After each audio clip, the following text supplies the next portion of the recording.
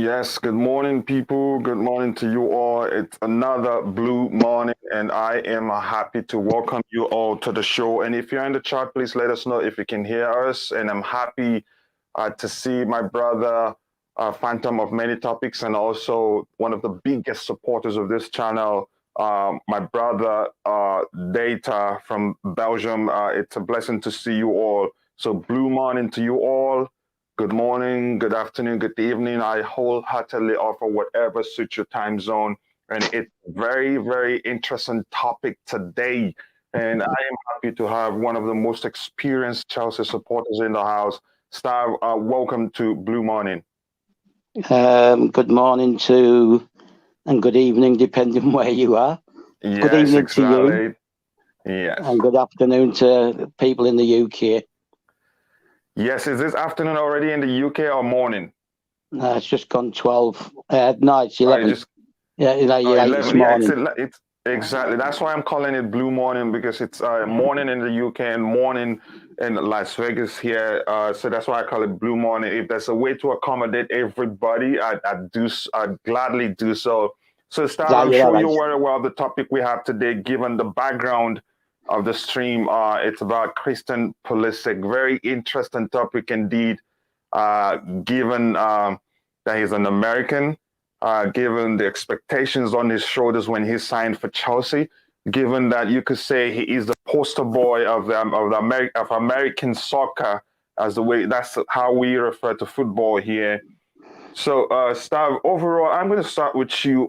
What do you think of Christian Pulisic, Chelsea's, you could say Chelsea's career overall? How do you rate it? Do you think it's done well, or do you think he needs to do more?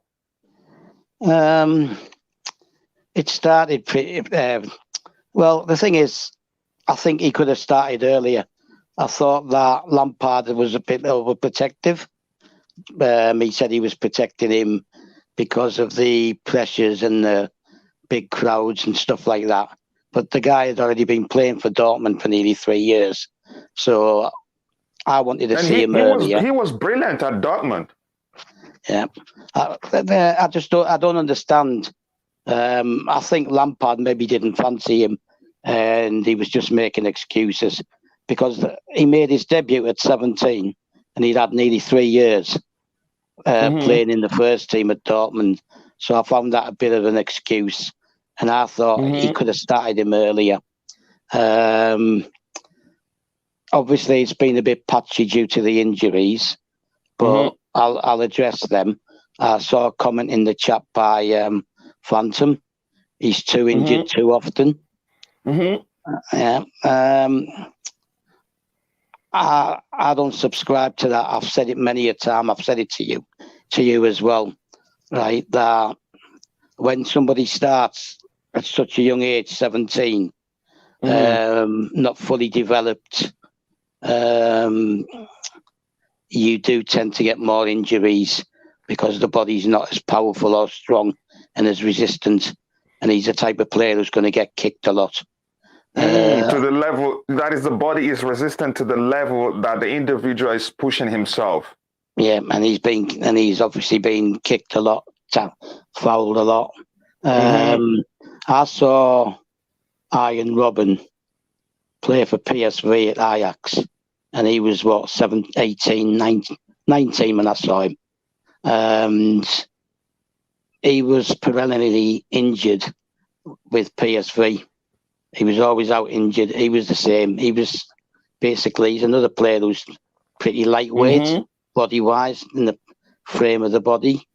And he was young when he started. And it was the same with him. But he didn't really start missing out on... He didn't start missing injuries until he was 23, 24. When the body was more developed, he became more adept at riding challenges and things like that. And became one of the best players in the world. Yeah, for me, he was the third best player behind Messi and Ronaldo at one point. Because when I saw him play, I actually saw him play live for Chelsea, and the pace he ran at, and you would think that he's lost the ball, and he'd maybe go between two defenders and come out the other side with the ball on the end of his foot after you thought he'd lost it. That's how fast he was. And he became adept. Let's bring it back to Christian Pulisic stuff. Can you go into details? I do not, like you said, you don't understand why Frank Lampard said he was protecting him. Like you said, he didn't start earlier. He should have started earlier. Why is that? It doesn't make sense to say he's protecting a player who's played at Dortmund and started many games, and in big games against, he tortured Bayern Munich. I remember those games. He tortured Bayern Munich, and that was one of the reasons why they wanted to buy him. But Bayern, they're always shady in their deals. They want to get players for free and all, or for cheap or something like that. Why would Frank do that? Because he's a good player, very confident player, and that is something that is very common with American players, be it in basketball or whatever sports they play or whatever they do in life. They're known to be very confident, and this kid is very confident. So why would Frank Lampard do that to him, saying he wasn't protecting him? What sort of nonsense is that? It doesn't make sense. To be honest with you, I never really wanted Lampard to get the job. I just didn't think he was ready. And a lot of things he said and did was strange for me. And that was one of them. Whenever maybe he didn't think he was up to it. You have to remember, he didn't buy him either. He was bought in the January. Even before he took over. Yeah, and he was loaned back. So he didn't really have any input in that. With Kovacic, who was signed that summer full time, he had an input. He was asked if he wanted him, and he said yeah. So there's a difference there. And I don't know. I wasn't totally convinced with Lampard's management, coaching style, whatever. Every time he was interviewed, all he spoke about was the attacking side of the football. And maybe he just didn't think Pulisic was going to produce what he wanted a winger to produce. And I think when Lampard started out, he was more interested in providing the so-called sexy attacking football that Roman wanted. It was more about impressing Roman. And I think because of that, other aspects of his coaching fell down. defensive and goalkeeping and stuff like that. Here's a question. Go ahead, Stav. No, I just couldn't understand his thought process on Pulisic. Just didn't understand it. Let me ask you, wouldn't you say under Frank Lampard that Pulisic was one of the best players? I remember when he was fit. That is under Frank, when he was fit, he did quite well, especially on that perfect hat trick against Burnley? There were games where he was practically the savior we had in the team. Because what makes this guy so special is, I'm not gonna go into the argument of comparing him to Eden Hazard. To me, that was a mistake. He's a very different kind of player than Eden Hazard. To me, I'd say what makes him different is the way he arrives into the box. He's always there. If you can get the ball to Christian Pulisic on the carpet, in the air, he's always there, and he can put his body to score goals. He's never afraid. So wouldn't you say he's one of the best players, if not the best player under Frank then, even though he didn't play all the games he should play? Yeah, obviously he was. The thing where you said people made a mistake comparing him to Hazard. Yes. I don't think that comparing him to Hazard was saying he's the same player. I think it was saying... No, not in any way. No, that's not what I'm saying. What I'm saying is, I don't think that's why people said that. I think people said it because they were hoping he would have the same impact in a different way, that he would take games by the scruff of the neck and would be the game changer, the one who was going to go out there and just do something special and win the game for us. Don't you think he's capable of doing that? Yeah, I think he's capable of doing that. I think also there are similarities to Hazard in that they're both like running with the ball, and they both got good close control, and their passing was they both have good passing. So there are similarities, and what you have to remember is that when he arrived, he just turned 20. He was actually listed in the squad as an under 21. He was in the B list. Yeah, you can't do that for UEFA competitions, but as far as the Premier League was concerned, he was in the B list.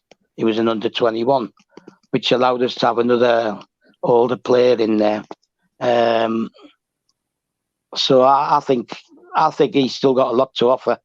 A lot of people are coming out with, "Oh, well, get rid of him. He's constantly injured." Things like that. We'll get to that. We'll get to whether the club will get rid of him or not, because it's just how spoiled our fan base is, and we seem to forget how old the kid is. He joined us at 21, and he's just still 23. But we get to that. So, Stav, go ahead.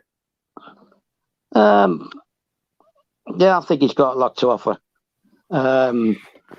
The problem is, I've seen this thing about an interview when he went to national team, and he said that it's not his fit. He's not happy with the. Well, I don't think he said he's not happy. People. No, it wasn't that. It wasn't that. His statement wasn't that clear. It was something as he's played in a couple of positions, not his preferred position, but still he's learned a lot from it. Yeah, he's learned a lot from it. Forward. Yeah, he said exactly. that. Exactly. He said that he's learned from it. The thing is, the media always twist things to suit their narrative. Right. Yes. At the moment, because we're not it looks like we're not going to be looking to sign anybody in the January window, which I'm okay with, because usually January windows are like bringing someone in to fill in somewhere short term.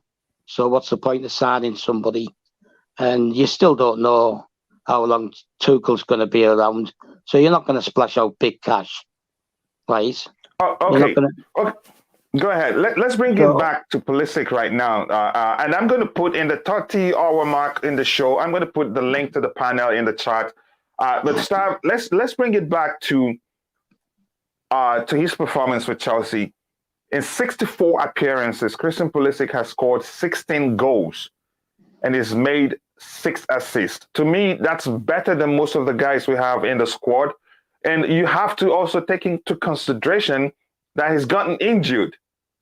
What do you think about that statistics? 64 appearances, 16 goals, and 6 assists. And to me, if you ask me, he's a big game player. If you ask me, because he's shown in big games, he's never afraid. Like I've mentioned before, confidence runs through the guy's veins. He's a very, very confident player, even at a very, very young age, like let's say 19, 17, or when he broke into the Dortmund team, he was tearing teams like Bayern Munich apart. Never afraid or something like that. But why are our fan base, why are they calling for the club to sell the kid who's joined the club at 21, and so far 64 appearances, 16 goals, and 6 assists? Isn't that good enough for a 21-year-old who's not been lucky because he's been in and out of the team due to injuries?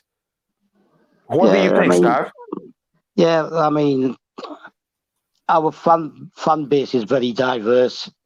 Those fans who have a bit better understanding of contributions of players to teams, yeah, and then you've got the parts of the fan base who think we should just automatically win every week, and if we go a couple of games without a win, it's a disaster. They think that attacking players should be loaded with goals, like Timo Werner last year. Everyone was looking at the goals, but not his goal involvement. And it's the same thing with Christian Pulisic. Same thing with Ziyech. Same thing with Callum. Right? They all seem to think. The thing is, a lot of because they're labelled forwards rather than wingers. When you dissecting a squad, they're labelled as forwards, and less knowledgeable fan bases, they would think, well, he's a forward, he should be getting more goals, more assists, etc., etc. I'm not like that. I mean, that's a goal involvement every three games.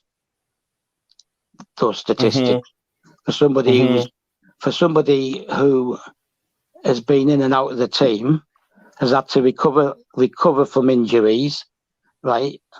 When you've had a long-term injury, you can't just come straight back and hit the ground running and be producing goals. Perfect, or maybe or near perfect, if you prefer. Yeah, I mean, like I'll use Ziyech as an example, yeah, where people don't get an understanding. He got that injury in the Super Cup, right? He was out for 6-7 weeks, whatever. That was the background to his bust up with the national team.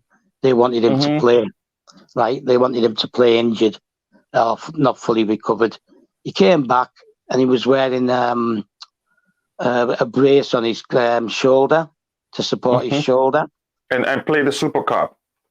Yeah, he played the Super Cup, picked up the injury in the Super Cup. If you remember, yes, you're right. Yeah, he got badged at the corner or something. And when he came back, he was wearing a harness to support his shoulder, right? And like people are going, oh, he doesn't give anything, he doesn't produce anything, right? Nobody takes into account that he's just come back from an injury. No one's taken into account that he and Pulisic playing out of position. You have to, at the end of the day, don't make a judgment or an assessment of a player, right? Unless you take everything into account. You've heard me say this before, right? They've come back from injury. All right, nobody really knew he was wearing a harness. But when you hear someone, even Tuchel, turn around and say, yeah, he was wearing a harness, it limited his movement, etc., etc., then you've got to take that on board. You can't just take on board the bits and pieces that suit your narrative, that you don't like him, so let's criticise him, and I'll ignore the fact he was wearing a brace, I'll ignore the fact he was injured, and such like. And it's the same thing with Pulisic. He's come back from injuries, predominantly leg injuries, all leg injuries. And you can't just like come back in and hit the ground running and be like smashing it straight away. And you just got to take everything into account. You can't just start talking about people. That's the most annoying aspect. It doesn't look like our fan base care at all what the guy's been through in terms of injuries. And again, I don't know. And it's quite concerning that our fan base, like you mentioned, there are those that understand football. There are those that don't understand football, those that just jump to conclusions. And for people in the chat, I'd like to appreciate my good friend Matt from CFC chat and CFC Fahim, my friend also, Almighty Blues FC, my friend and brother, Sportswire VJ. It's a good thing to see. It's always a pleasure to see you all participate here. Data, my friend and biggest supporter of this channel, and everybody else in the channel, Phantom of many topics. I appreciate the presence there. So let's look at this thing here. I think Ankit here sums it all up. He says, for his age and injury record, plus taking into consideration he's a player, he's played as a right wing back too. He's been good, but for the amount we paid for Captain America, he's lacked consistency at the top level, worth keeping. How much did we pay for him? Isn't it around 35 or so, or is it more? No, it's more. It was closer to 60. Closer to 60, but the fact still remains, given the guy's age, he's just 23 now, and we signed him when he was just 21. The fact is, he has selling value, and I don't even think the club will sell him. We get into that later. And if you're in the chat, let us know how well you think Christian Pulisic has done for Chelsea Football Club. And if you're not aware of his statistic, he's played 64 games for Chelsea, 64 appearances for Chelsea Football Club, and he's scored 16 goals and has made 6 assists. And if you remember, I think you can say Pulisic is a big game player for us. He's come up big for us in big games, such as the game against Real Madrid, such as a game against some good goals against a good goal against Arsenal, and one beautiful goal also against I think it was Liverpool.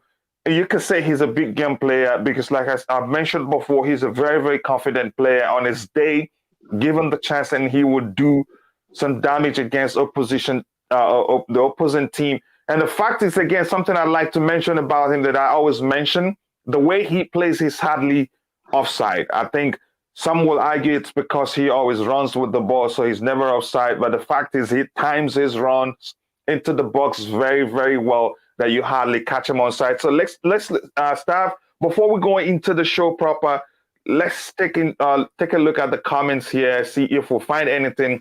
Matt here says, Pulisic is a letdown. It's a hard one to dictate whether he will go in the summer. Thank you. It's a good thing you recognize it's a hard one to tell whether he'll go in the summer for so many reasons that we will talk about soon in the show. What do you think about this coming from Matt here, my brother here, Matt? What do you think, Stav? I don't think he's been a letdown. No disrespect to Matt. Yeah. No disrespect to Ankit, right? Almighty Blues, because I saw his comment, right? Regarding whether he's worth keeping. Right?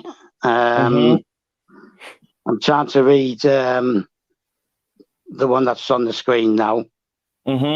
Needs a team that, what is it?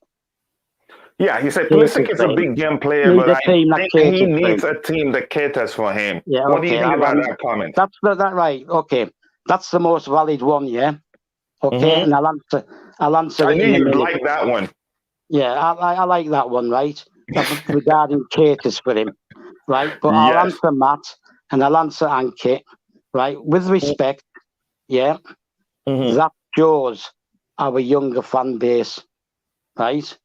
That shows our younger fan base. We've given all the reasons. Ankit even gave reasons, right? And then he's saying he's not worth keeping. I think it's a nonsense. Sorry, Ankit.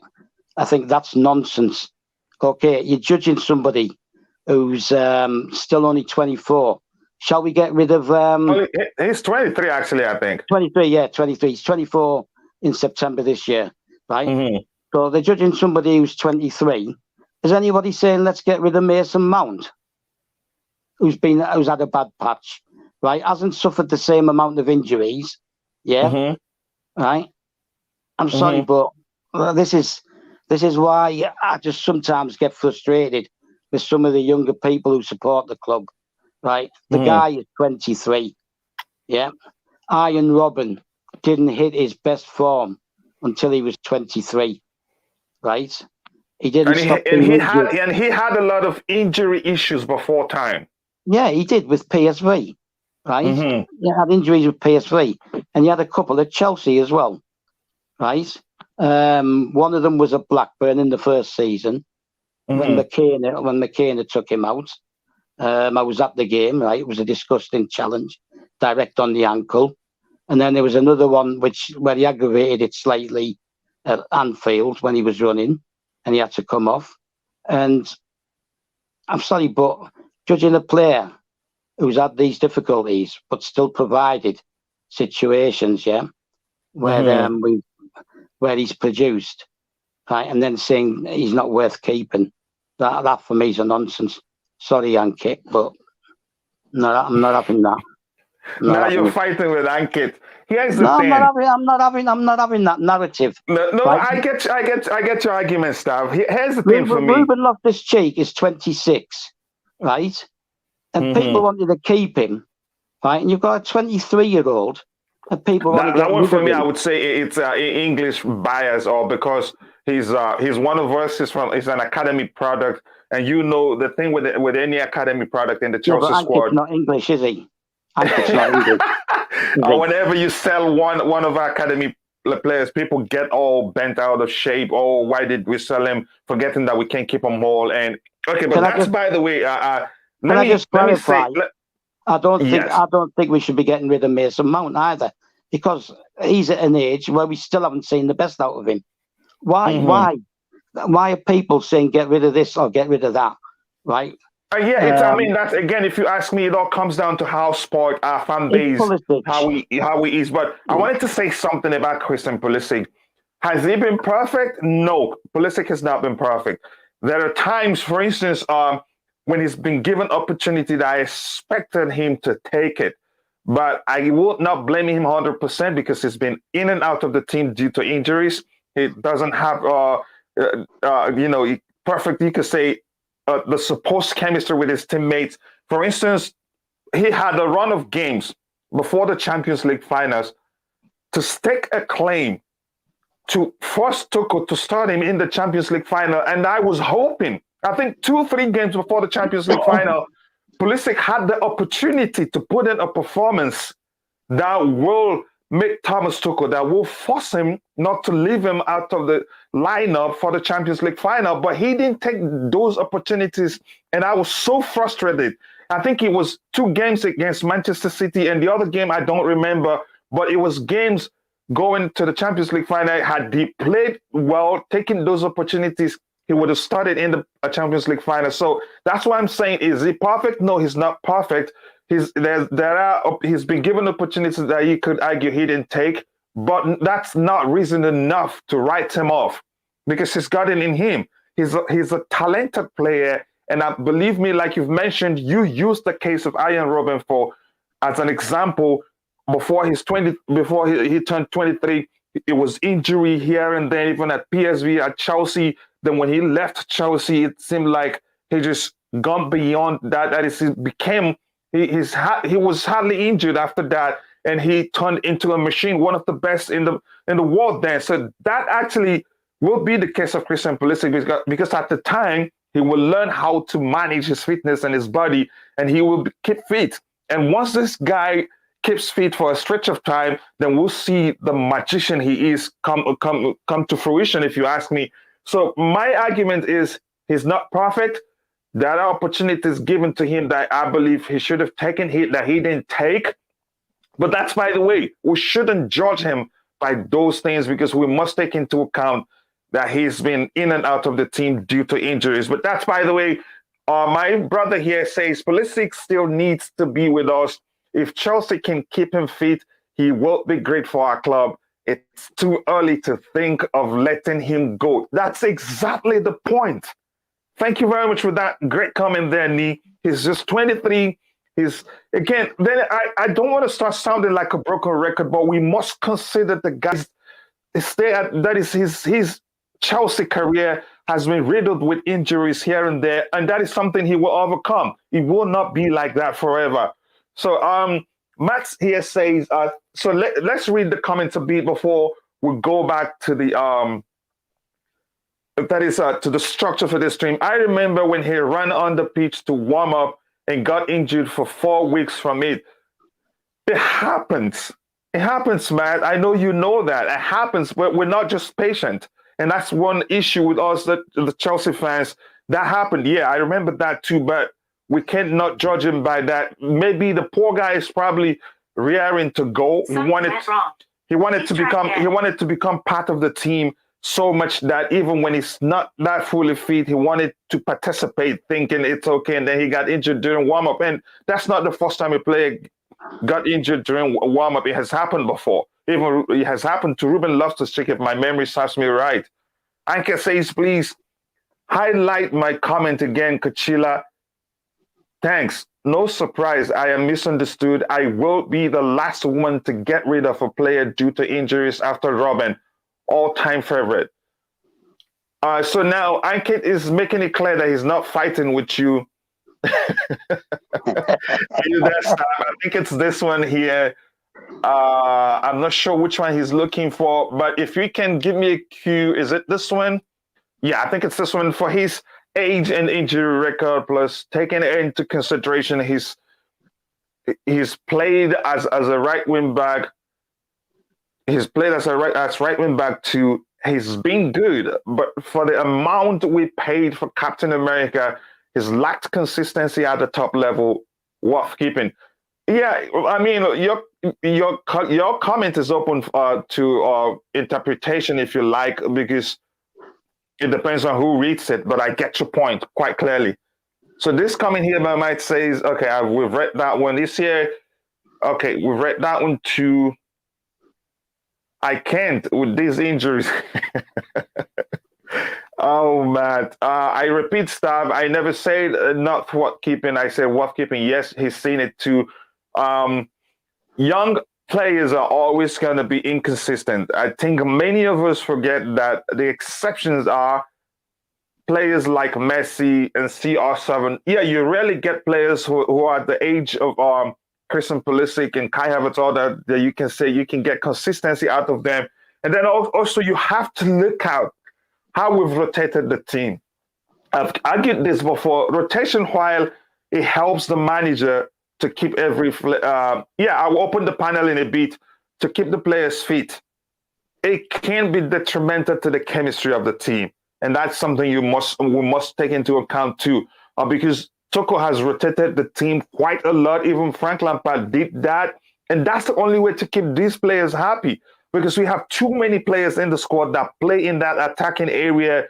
We have Kai Havertz. We have Ross Barkley. You have to count him. We have Ruben Loftus-Cheek. We have Mason Mount. These guys all share the same position, whether you like it or not. We have Christian Pulisic and every other player. That's quite a lot of loaded in that area. So to keep these players happy and also to make sure they don't burn out, you rest players.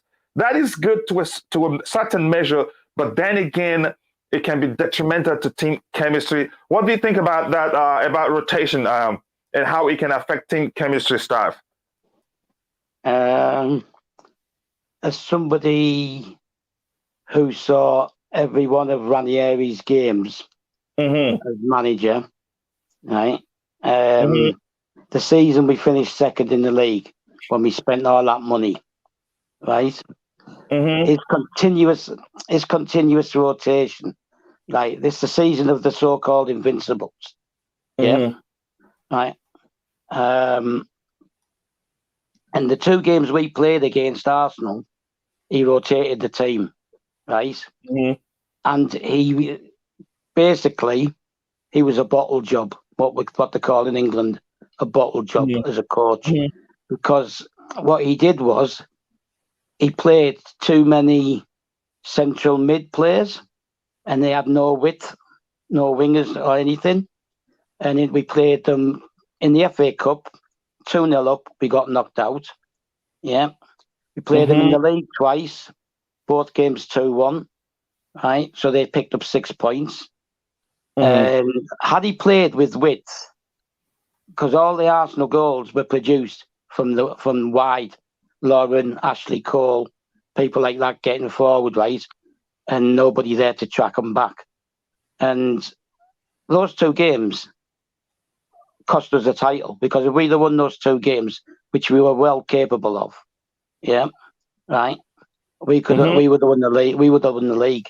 And he was a big rotator, right? And the thing is, he was rotating teams. He was rotating the players for the sake of it, because he wanted to show how good a coach he was by bringing in players. Yeah, I mean, like, you don't. For me, you decide on your best 11. You pick the best 11 as long as they're fit. You might take 1 or 2 out every so often to rest them or to cover suspensions and things like that. But you don't rotate 4, 5, 6, and 7 like Ranieri did from Good Friday to Bank Holiday Monday over an Easter period. He rotated 7 players at Aston Villa, right? You just don't do that.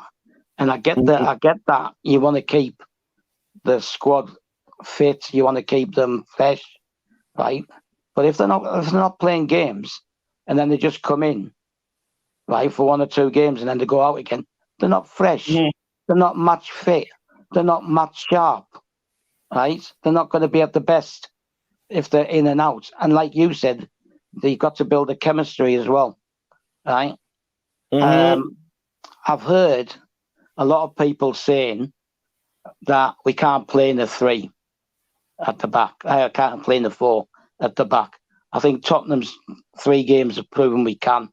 And that's with somebody, at left back in the last game that we were looking to get rid of with Sarr, right? And we were looking to get rid of him. He nearly left in summer, right? He was on a plane to Germany to go on loan, and the German club changed their minds, right? That means because he didn't want him. Tuchel didn't want him, right? It's no manager is infallible. They all have their foibles, right? And I think that Christian Pulisic is no right wing back. He might have learned 1 or 2 things from it. Not by any means, not even close. Right. He might have learned 1 or 2 things from it, like which he can put into practice further forward, like closing down, tracking people and things like that. Right. But he's no right wing back. And you know my argument's always been that if you haven't got your wing backs available, you've got to change it up and try something different. And I think we've shown and not use the attacking players in the wrong places. So I get your argument, Star. Before we continue, I think let's get into the structure of the stream. But before we do that, I'd like to start with this. I will let from now on. We'll let the people in the chat drive the stream. So I'm going to start. I'm seeing everybody's comment here after this great comment by VJ. I see Ankit's comments. I see Nee's comments. But Nee, I'm not sure which one you want me to highlight, but I can go back to it. But let's start with this. Before we start, Matt, welcome to the stream. And always good to have you around, brother. Yeah, big up, Coachila. I hope everyone's well. Yeah, let's get into the discussion today. But yeah, go on, start reading those chats. Bless up, brother. Always good to have you around. And so, what do you think overall? You, Colin, you said you're not. That is for you. It's a no. You want the club to let him go. You remember he's just 23, and his stats says in 64 appearances, he scored 16 goals, 6 assists, and not even though he's been in and out of the team, even though he hasn't started. I think this 64 appearances, I'm not sure how many, but I think a lot of them will be off the bench. And you could argue, if you ask me, he's a big game player. If you check his Chelsea record, yeah, he's missed some chances, like one in the Champions League final. We expected him to put away. But then again, you can't blame him 100% for it. What do you think overall his Chelsea career so far? I mean, let's start off that Christian Pulisic is an absolutely fantastic player. Like he's very So very talented. you agree he's a fine player. He's a Oh, fantastic player. Thank he's a you. fantastic player. But Yes. unfortunately, the circumstances had at Chelsea at the moment, I've seen probably nothing that we were expecting from him. The only period we saw, and obviously everyone can look at this as the June period, the post lockdown as it gets known for. We had that 1 month, and that's when he was consistent because he didn't get injured in that period. So the only problem is his injuries, unfortunately. And I'm not the type of guy to enjoy these injuries. So when it comes to the summertime, as I said, will I want him to be sent off? No, but if it has to come down to it, if we're going to get other better players in, if we're linked to better wingers, better this, we might have to have the risk to let him go. But I think anywhere he goes, he's really going to succeed because he is a very talented player. But it just depends on how his career plays out. Is it going to be injuries that will ruin it? Is it the team structure? Like, is it this? Is it that? Like, right now, he's playing a wing back at Chelsea, and he can't play wing back. Like, he's not positioned to play there. And so it just honestly time will tell because I don't think we can make a decision right now. Here's what I love about your comment, Matt. You say due to unfortunate circumstances. You agree he's a fantastic player. You agree his injury has been the issues, and you agree he's been played out of position. So why not give him a chance? There are other players in the squad that you and I can agree he's done better than them, and most of which will leave. So if we're clearing out in the summer, I still think the club will keep him. But we get to that, and I appreciate you being honest with your assessment of the guy. You're just not happy that he's been injury and in and out of the team. Your honesty there marvels me. I thought maybe you're coming for a fight with staff, but it's good to see you agree. Pulisic is a good player. Now, remember, I have to clear the air now. I don't have any agenda for him. I'm just being honest about the player, just like Matt is honest about him. But quite a lot of people in the fan base are calling for the guy to be sold, notwithstanding his age. He's just 23. He's 24 in September, which is still a long way to go. And also Sorry, go ahead. I just want to add to the point that you said, we'll give him a chance. I mean, yes, we've given him that chance because he's been here for over 2 years, so he's had his chance. That's why I think a lot of fans are kind of on the mindset of, I think it's time for him to go for new opportunities. But if we're clearing out Werner or Ziyech in the summer, then obviously he would stay. But the only time these players will leave if we have other options coming in. We're just not going to sell them. Well, realistically, we won't just sell them and then not get anyone back. So the only point Christian Pulisic will leave this summer is if another one will replace him, which is highly unlikely. Okay, we'll come down to why I think if anybody will leave between Werner and Christian Pulisic, it will be Werner. So, but let's start with this comment. I think this comment here by VJ, my brother VJ, would drive us into that. VJ says Pulisic will be considered a lot of times by the board before selling him. It brings in a huge commercial revenue for the club. That is a great, great point. I made a video on that. And then again, the truth is, Chelsea has a huge fan base in the United States. I'm not just saying that because I'm here. I'm saying that because that's just the truth. And Christian Pulisic, like VJ mentioned here, brings in huge commercial revenue. One, sales of merchandise, if you like, and even sponsorship opportunities for the club, because the club have huge fellowship in the United States. So it will take Pulisic being abysmal, being so poor, game in, game out, or maybe his leg is broken that he can't play anymore before the club will start to sell him. Because we have to consider Chelsea is a business after all. And without money coming in, I don't see them. The club will not exist. They need that money to be able to sign new players, to be able to pay new players, to pay player wages and all that. So Christian Pulisic brings quite a lot of that in. And there's another follow-up comment here. But before I find that, I will still look at Ankit's comments. Let's look at Ankit's comments on Randy. I'll come back to that. There's a follow-up comment from VJ where he says, Pulisic had more T-shirt sales in the US than Cristiano Ronaldo. Let that sink in. So start coming to you in terms of Chelsea being a business, considering that We've agreed he's a fine player. He's just been unfortunate with injuries. Do you think the club will consider selling him?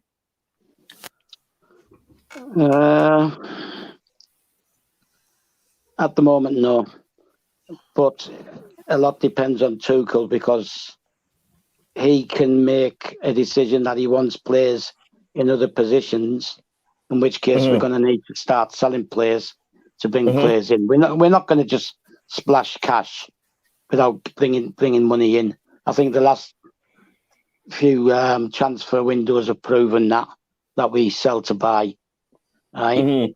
But personally, it's only my opinion, obviously.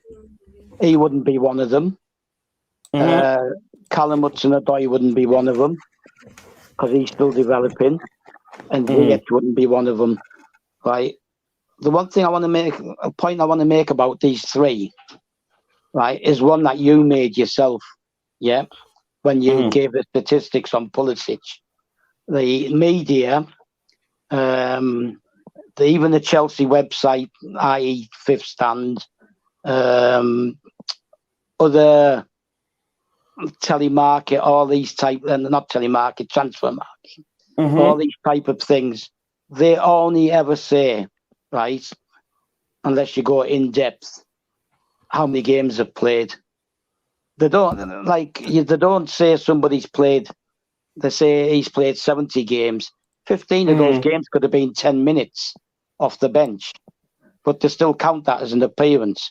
So when you start throwing out these stats, he's only scored this, he's only scored that, right, in X amount of appearances, it might look bad. This is why I never, ever just take it as a given. I always go and check how many have been substitutions and things like that, right?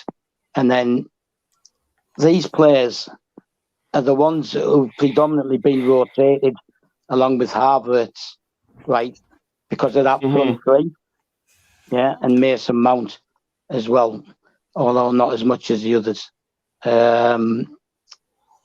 Never ever, this is just my advice, never ever read too much into statistics that are given like that, because they will count even a 10-minute sub appearance, right, as a full appearance, and that just makes everything look worse. Me, if I was looking to sell, I mean, we're obviously going to lose Christensen, so he needs replacing. Possibly Aspie, so he's going to need replacing. So you're looking at centre halves. So if Chelsea want to sell people, yeah, to get people in, I would be looking at the midfield, the current three midfielders. Saul's going back to Atletico, I believe. That's what I've read. Okay. So you've got those three, right, midfielders. So me, a sellable asset is Jorginho, so I'd sell him. I don't care what people think he brings to the team. Yeah, you and I have a fight on that one, and I think we'll slug it out here someday. Nah, I'm not going to slug it out with you. You don't know anything. Listen, I don't base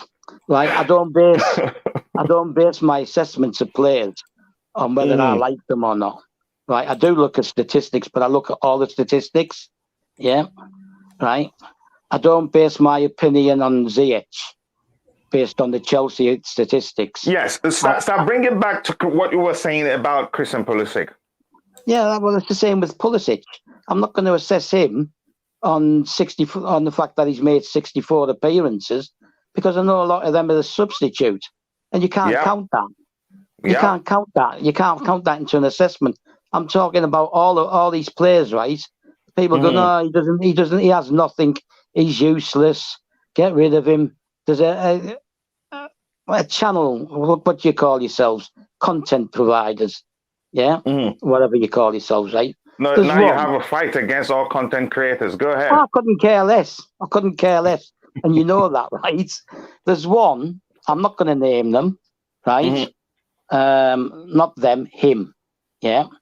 Who's constantly saying that Ziyech's not good enough for Chelsea. Just get rid of him, sell him. He's not good enough for Chelsea, right? He's also criticised certain aspects of Tuchel's management, yeah, right? So if you're criticising Tuchel's management, which I've done as well, his stubbornness to the system, right? You have to take into account that player that you think isn't good enough, right, is been playing out position, right? Zaya can't play. I think great point right there. I think people don't look at that. Yeah, I'll bring it back to you. Go ahead, but go ahead, Stav. You want to say anything? I wanted to ask Matt a question. One last comment. It brings me back to what I say constantly, right? I've said this on Nee's channel as well, on Blue Clouds, right? When some of the lads he has on there are talking in the background, right? And I've said it, you have to take everything into account, right down from the coach, right, to where the player's been played, how often he's played, and things like that. You can't just take the stat that you gave 64 appearances, because he hasn't made 64 full appearances. No, he hasn't. I think you could argue that almost half of them are from the bench. I'll come back to you, Stav. And again, before I go to Matt, I want us to remember Ian Robin's story, how he was in and out of the team due to injuries. And I think you could argue, I'm not sure that was one of the reasons why Chelsea sold him. Even at PSV, it was the same. But at the point, I think in his when he became 24 and up or so, he overcame those things. Probably he learned how to manage his body, how to take care of his body better. And then it was the story from there on. You know the rest, what a great player he became. So I think we should learn to be patient with players. So Matt, coming to you, look at this comment by Uggs. I always like to fight him. Hopefully one day I and him will talk about Christian Pulisic, but I think he's on my side on this case. He said, people just love to hate Americans for some reason. Sometimes it has nothing to do with football. It is all about narrative, theories. When was the last time he had 3 successive games? That is a very, very, very good comment there. Matt, this is for you. What do you think about this comment? Do you think that's the case, or do you think otherwise? First, I'll start off with saying that it's very worrying to actually say that when the last time he had 3 consistent or successive games, because that's been on him more than the management. I mean, it's more on his injuries, more on his circumstances than management. But on the other hand, with the point of hate on Americans, that is very true. That's the same with people like to hate on British. Same people like to hate on Italians. One second. Honestly, if you were close and if you drink, I'd give you a bottle of beer because you're so truthful. That's when I'm always paying attention to what I'll pick up from your comment. First, you agreed, that due to injuries. You said something like that, right? Yeah. Go ahead, to his own circumstances, yeah. But no, I'll go back to the point. I'll quickly just sum up again what I said there to reiterate. Like when I'm saying when Org just stated here, when was the last time he had 3 consistent games? He kind of adds that as a thing of like we should be waiting for his hype. We should be waiting for Pulisic to come out and become good. But this is actually a worrying in my sense, because he's been here for 2 years and he hasn't had 3 successive games. Like this is more worrying on his end than more on his success. But to the other hand, with the American side, like yes, obviously people do like to tend on hate on the Pacific country of America. Just they don't think they can play football. Yeah, I mean, and the same with I'll go honest with the same of England. I feel like every country has that same mindset where people just don't like him. A lot of us foreigners, we're sick of the people forging the positive mindset on the English boys. The English, when he's English, he's got to be good. We all hear that. So it's kind of hard to dictate whether just because he's American, people want him out. I mean, like look at Ziyech. I mean, probably a month ago, like every single person wanted him out. Every single person wanted him out. Now it's changed. I think it's just because Pulisic just has not played well. You see, Max, you actually, if you're in court right now, you're causing yourself a problem. You're the same guy saying you're tired of the injuries. I know you agreed he's a fine player. You agreed he has great potentials. You just don't like him being injured. And you're bringing it back to Hakim Ziyech, who, lots of the fan base, portion of the fan base have have been calling for him to be sold, and look at him right now. He's the savior we have in the team. But go ahead, brother. No, I mean, you know me. I've always been a big fan of Hakim Ziyech. You remember me coming on months ago? Everyone's, I'm not gonna say who was with me. Amir was dissing Ziyech here while I was protecting him. But I mean, Pulisic. I don't think it's because he's American. I mean, that's probably one factor for some people, but that's not probably the main factor. I think it's the main factor that he hasn't done anything since we've come back from since of that like Lukaku situation when he's been in that striker position. Hasn't done anything, and that's why people are just upset. I think you summed it all up, and the truth is, it's more like a social media war between non-English supporters and English supporters. Rather, war is Christian Pulisic's situation, his comments in the media, and most people, the way people interpret things is something it just looks like people don't think with their brains. It's serious fight on Twitter. If you go there, you'd see it yourself. Coming to you quickly before we go to this, another comment here that we have to look at by Saint, another great supporter of this channel, Saint, welcome to the channel. Now, this one here, okay, Stav, I don't know. Okay, Stav, are you back? Yeah, I'm back. Yeah, okay, looking at this comment on the screen, what do you think? It's not that easy. You think it's true? For me, if you ask me, I'd say it is true, actually. Can you read it to me then? It says people just love to hate Americans for some reason. You're on about Oaks? Yeah, it's from Oaks. Yeah. Well, let's just put aside put aside whose comments is. Have you seen the comments yourself? No, that's why I'm saying you on about the Oaks one because I saw it earlier on. Yes. Go ahead about it. Okay. From a football perspective. Okay. A lot of people. Because the truth is, the statement "people just love to hate Americans" for some reason it's just too broad for me. From a football perspective, treat it from a football perspective. Yeah. I just want to clarify something. Yeah. A lot of people, right, don't like certain parts of the American psyche, shall we call it? Yeah. Certain parts of the psyche being arrogant, but then the English are just as bad. The English are just as bad, right? Me, right? As soon as somebody puts on a Chelsea shirt or signs for the club, I only see blue. I don't see nationalities, right? I don't see skin colours. I just see blue, right? If they're playing for us, right? That's all that matters. And I want to give everybody a fair chance. Our opinions differ on Jorginho, mine and yours, right? But mine differs in that I don't think he is. That doesn't make us enemies. No, and I don't think that he is good enough to take us to a championship. He's not consistent enough. The Premier League's too fast for him, in my opinion. That's my opinion. Who are you still talking about? Jorginho, right? But okay, yeah. I still bring it back to this statement so that we can move on to the next comment here, and I think this will interest you the most. I did bring it to that statement, right? That yes, it's correct. There are a lot of people, right, for whatever reasons, right, that don't like Americans or whatever. But even if I don't like Americans, for example, right, the minute he's put that blue shirt on, he's just blue. He's not American, right? He's not American. It's that simple, right?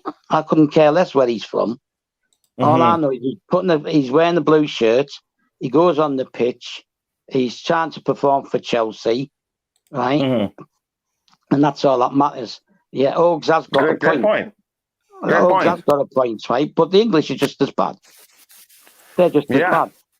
I mean, I'm UK born, raised, schooled, educated, everything you want, right? But my parents are both Cypriot. They were both born in Cyprus. And I see myself as Cypriot. I'm a British citizen, but I'm a Cypriot, ethnically background, right? And I don't support England. I support Cyprus, right? And it doesn't matter that they're not that great. They're a small nation. The team's never been that great. But as long as I see somebody go out in that shirt and they give 100%, you take into account the abilities they have, and you think, yeah, that guy's gone out there, he's run through a brick wall for the good of the nation, and I accept it. Also helps that they wear blue shirts as well, but never mind, eh? So, Ogs has got a point. But the thing that gets me point. is No, I'm just saying the only issue I have with this statement here is the first part. I think it's just how he structured it. I understand his point, but people can read into something. If you just start and stop from, for some reason it's so broad. I think that's him. I know Oaks very well. I know he didn't mean what comes to mind but the truth is people can just take this and run with it and phrase it the way they want. But that's by the way. Now coming to you, Matt, again, and that's why I always love having you around. It's a saying comment reads: you can sell a player when there's a demand for him. We spent 57 million. Okay, that's the number that I looked for, but I couldn't see it then. We spent 57 million pounds. Expect Marina to ask around 65 million in the list. Which club is spending that much money on a player with availability like Pulisic? Good comment there, but that's another reason. That's another reason you could argue that it would be difficult to sell him, even if the club decides to sell him at this point, because Chelsea would want to make a gain. But the fact is, we've made it clear, given how much he brings into the club, like VJ have shown us in the comment, he sold more T-shirts in the United States more than Ronaldinho did. That's a lot of money for the club. And right now the club wants money because we had a loss in the past year, around 140 mil plus, which is down to COVID and other situations. But that's by the way. And the guy, as long as he puts in some performance every now and then, I don't think the club will, like I said before, his leg would have to be broken before the club sells him because it's business. Or maybe if the club buys another US player, people don't really look at the club as a business. That brings me to what I was watching Nini FC's video on Chelsea's pursuit of what's his name? Chelsea's pursuit of Mohamed Salah, audacious pursuit, if you ask me. He was saying £400 a week that Chelsea can afford it, that Chelsea just sign him because he's going to deliver. I don't think it matters the player. I don't think if Liverpool puts Salah on sale right now that Chelsea will go for him for even 380 a week. I don't think so. So it don't just seem what took me. I digress, but what took me to that is just it just seems as though some of us content creators don't think about the financial perspective of things. We just want the club to sign a player, and I'm surprised to see that from Nee, who, if you ask me, Nee from Blue Lion TV, who's one of my favorite content creators. That comment, I honestly was surprised to me. Bring him, give him £400,000 a week, forgetting that will destroy the salary structure at Chelsea, and a lot of people will want more. We're still dealing with Rudiger asking more. You understand? Let alone if you bring in Salah and start paying him 400 a week, what do you think will happen when it comes around for other players to renew their contract? So, but that's, by the way, Matt, coming to you. What do you think about this comment? Firstly, Nini still thinks we should have had Lampard instead of Tuchel in, but with this comment here, I mean, which team would buy Pulisic is a tough one because I think a lot of clubs want Pulisic now. A lot of the small clubs, but I don't think anyone outside of the Premier League would want them. I mean, we look at clubs who spend that money and we only think PSG, Real Madrid, Bayern and all them, man. But I don't think anyone's looking to buy Pulisic or if they need him. The only one I could think of is Madrid, but would they even attend a player who hasn't shown the amount of qualities that their standard is? Because they got a very high standard when they buy players. Like look at the recent players they buy. So it's going to be hard to dictate who would buy, and that's the reason. And another reason with this Pulisic buying the shirts or whatever, yes, he does bring a lot of financial situations to the club, and that's everyone's kind of like. What's the word? Like retractor to like the point of why we shouldn't sell him is because he brings in that financial support. But I was reading an article in The Athletic, I think, I remember back in August, and saying that Pulisic actually doesn't bring as much as people thinking. He brings in an average amount, but not to the amount where we're like, we have to keep him.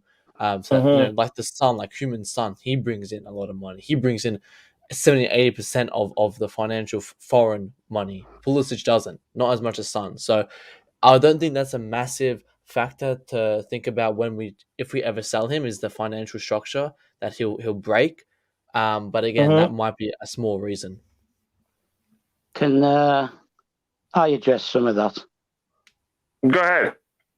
Thank you very much for that input there, Matt. Sorry, before I come to you, Matt, what did you say about Son, that he brings in what percentage? Oh no, that was just like a rough amount, but it's a very high amount. I don't know the exact. But that's specific to Tottenham, right? Oh yeah, he brings in all of the foreign view. Like everyone in Korea pretty much follows Tottenham. Wow. Go ahead, Stav. Thank you for that. Right. Okay. I don't watch Blue Lion TV anymore. It's a waste of space for me, right? I listen to him sometime, and I just think he goes on about his contracts and this and that, right? And I just can't be. I don't listen to him anymore. There's certain channels the bigger ones. Funnily enough, it's the bigger ones that I don't listen to, right? They're all experts, right? They all have contacts, right? Their contacts know the same things as we do, even if they do have a contact. Yeah. I want to address something Matt just said there regarding the money that Pulisic draws. I was going to say this earlier on. He's correct, and do you know why he's correct? Right? Because Nike, whatever you want to call them, pay us 60 million a year, right? Yeah. They basically run our club shop, right? Anything that's Nike in the club shop is through them, yeah. Right? And because they paid us 60 million a year, on average, any shirt that gets sold around the world, yeah, only generates £10 per shirt, right? And with the only club that generates more than that is Man United. They've got it inbuilt into their agreement that once they pass 1 million shirts, that they start getting more money, right? It's probably the same thing Matt read. The reason Son probably brings more money in is because that market's massive, right? It's absolutely massive, isn't it?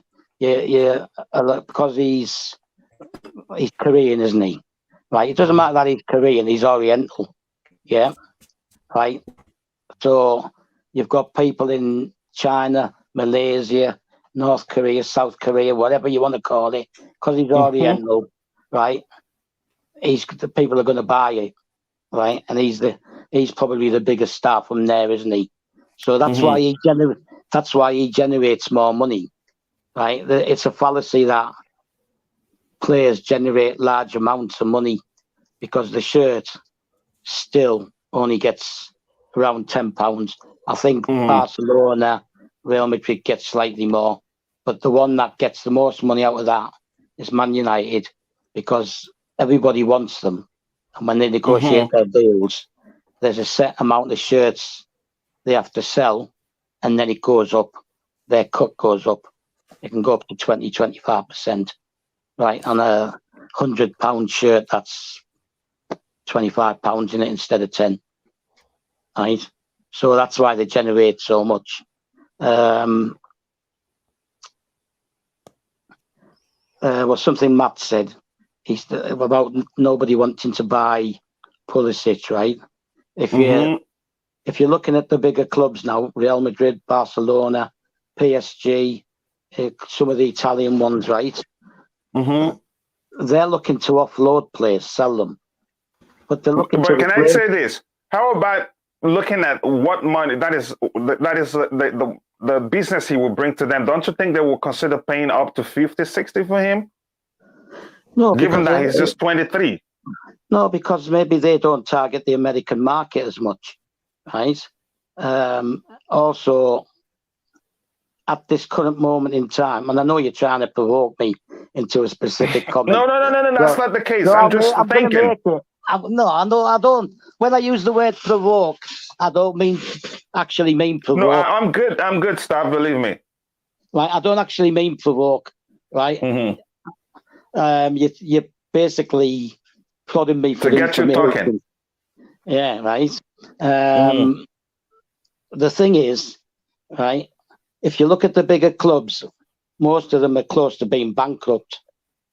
Like Barcelona, $1 billion, yeah. Real Madrid, 800 million, right? We would be in the same situation, but the money that we owe is owed to Roman, and Roman's not going to call in the debt, yeah, right? A lot of people keep saying, "Oh, well, we owe this bank and that bank and this bank and that bank." We don't. The money we owe is owed to Millhouse, LLL. That's his major company. Yeah. And they're the ones who take out the loans, and then they pay them, and the money gets passed on to us, and we owe Roman. And he's never going to call that in. If he decides to sell the club, he might add it on to the sale price, but he's never going to call that in, right? But getting back to the big clubs, because of the upcoming changes to financial fair play, which everybody is ignoring, nobody, I mean, what's his name? Blue Lions, right? Nini, whatever his name is, right? Nini, yeah. It's okay, him turning around saying, "Oh, well, we can afford it, we can this, we can that." Yeah, it's absolute nonsense. Yeah, but let's come. I'm trying to put it into context. Yeah. I'm trying to put this into context. A lot of the Italian teams are trying to sell players. Inter Milan didn't they? Right? They're looking, and then they're looking, and the same thing with the Spanish clubs, and the same thing with PSG, right? They're looking to free transfers, right? And because they don't pay a fee, they can afford to pay the extra money, right? Yeah. So overall, Stav, your argument is that they're not going to try to buy Christian Pulisic at this point. No, because the thing is, he's going to have a salary, and if he's moving, he's going to expect a better salary to move to start with, right? True. He's not going to move for less money. And then there's a fee, agents' fees. The new financial fair play is going to include everything in a transfer deal, right? Yeah, let's save the new financial fair play rule for another Blue Morning argument. Stav, let's welcome VJ to the stream, and I'll come back to you again, Stav. VJ, welcome to the stream. Hey, can you hear me? Yeah, crystal clear, brother. All right, good to be here. Good morning, Stav, right? I'm not sure if it's morning or afternoon, but yeah, good morning. It's good to be here. All right, good afternoon then. And good morning, I think, for Chelsea perspective, Coachila today. Yeah. Or is it morning to me? All right. Yeah, still 4 a.m. for me. It's still be good night for him. It's going to be night for me. Different time zones, though. So I was just hearing about all the financials as well. I just wanted to give my opinions on that as well, because I pretty much only covered the financial side of Chelsea. I don't really cover the tactical side of it. Yes, and again, VJ has a quite interesting video, very educating. Also, I think Stav, you will like it also on his channel. I think I'll provide the complete information to his channel and make a link to that video. I think VJ, make sure to send it to me about the financial situation at Chelsea, so that people in the chat can go see it, and my other followers will get to watch it, because I urge you all to go see it. Go ahead, VJ. Absolutely, I'll do that. I'll share that link with you. But this is what I wanted to, like, with respect to our financial situation, highlight, right? When people say that we only owe to Roman Abramovich and he's not going to ask it anytime sooner, I do have a different view to that, because again, when you look at it from a business perspective, he is someone who owns the Chelsea PLC Limited, which is a subsidiary of the parent company, which is owned by Roman Abraham, which in this case is Forsstrom Limited. So he basically expects the subsidiaries to get regular revenue being generated out of them. We did a good job in the year 2020, don't get me wrong, but in the year 2021, it went for a toss. We are in debt of 166.5 million in the year 2021 alone, right? So it's not as simple as what people make it out to be, where we, what the financial situation is something that is recoverable. You and Stav are going to be best friends. Go ahead. Yeah, I mean, it's not very simple as that. It's going to be easily recoverable and all that. We definitely have to do something. We definitely have to act on something. The board needs to act on something. And I'm pretty sure they're actually figuring out a way in this. I mean, if you see the winter transfer window, if you see the summer transfer window, the future summer transfer windows, it's going to be a quiet window. And I'm expecting a quiet window. I told this even before the window started for the January transfer window. And yeah, it was a quiet transfer window, because that's how it is going to be. We have moved slowly into that model of sell to buy sort of a business model where we actually sell players to buy. And I get your point when we talk about Christian Pulisic. Of course, he's getting a lot of hatred, partially something directed towards him being an American. But I think Christian Pulisic is more than just a player on the pitch. The reason why I say that is because... Thank you. And I'll let you continue. One of my first videos for Chelsea Perspective is called 5 Reasons Why Chelsea Will Not Sell Christian Pulisic. And if you watch it, I made all these points clear in that video. It's not the best of my video, but I kept it. And at one point, I wanted to delete it and remake it. It was Zion that said, no, don't do that. It is a good video. And I kept it. I'll still make another version of it. But I think you guys need to go see that video. Go ahead, VJ. Great point. Absolutely. I'll go give it a watch as well. But with respect to Christian Pulisic, there are multiple reasons. We sometimes short sell the kind of commercial revenue that he brings into the club. When we say T-shirt sales, it doesn't really stop with T-shirt sales. That's something that we have to get in our heads as well, because T-shirt sales doesn't end with T-shirt sales, right? The thing is, when he starts getting those T-shirt sales higher, it also increases silently the broadcasting revenue as well, because there's a lot of people who want to, when they buy a T-shirt, that kind of translates into the environment being more Chelsea, right? The club, the US now having a proper Chelsea fan base is probably because of us having Christian Pulisic, because US is not a football market. Let's be honest about it. US is more of an American football market. And if at all there is a soccer that is going on, a soccer market there, that is happening right now at US, that's probably because of someone like Christian Pulisic. I'm not going to say that other players did not have that sort of an impact, but if I'm to be very honest, Christian Pulisic has a different vibe when it comes to the US market. You can easily probably relate to that, Coachila, since you're already in that place. You might be able to easily relate to it. And this is not the first time Chelsea has actually operated this way. When you see top 5 clubs like Manchester United, Manchester City, Liverpool, and Arsenal Football Club, the reason why they are bigger clubs is probably something in terms of their revenue that they generate to match their revenue, but it doesn't end there, right? They have a global market. The reason why they have global market is because of their global presence, and the reason how they got their global presence is because they have players all over the world. They had players in the past all over the world. If you look at Manchester United, just to name a few, had Park Ji-sung from Asia, right? I guess it was South Korea or something. But that's the way that they captured the Korean market, or the Asian market, in fact, right? Asian market is something that needs to be tapped in by a lot of, football clubs, which we are failing right now. But Manchester United and Liverpool continue to have a good Asian fan base, which continuously drives a huge amount of revenue for them, just in terms of broadcasting rights, which doesn't happen for Chelsea. We were able to get players from the Ivory Coast, which increased our revenue back in Africa. Now we have a huge African base, thanks to the transfers that we made in terms of Didier Drogba, Solomon Kalou, and a lot of other people as well. Yeah, Mikel Babayaro, and others. Absolutely. And these players definitely contribute, not just in terms of the player sales and stuff like that. They also help you tap into a market. And that market, since you have to operate in that highest level, and when you tap into that market, you will be Green Turf says, half of me still asleep. What are you talking about again? Again, it's again a different way to look at things. I'm not saying everyone is going to be interested. Next thing now, when I get onto his channel, he will be telling me how I've been disturbing his sleep. Go ahead, BJ.